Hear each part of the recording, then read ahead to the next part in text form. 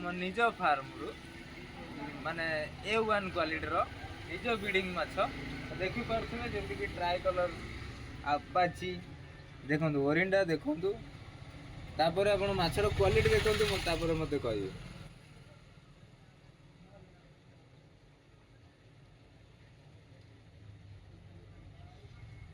कहउछंती रोस्टेल ओरिंडा Apache अछंती try colour अछंती तो ओरिंडा red cap भी किछि अछि हला तो आर प्राइस रहिबो आपनकर रेड कैप रो 350 टंका साइज आपण देखि पारथबे निजे 5 इंच के मुंडरू लांज नहीं मापी देबे 5 इंच हो आ गुडा छोट आमर अछंती गुलगालिया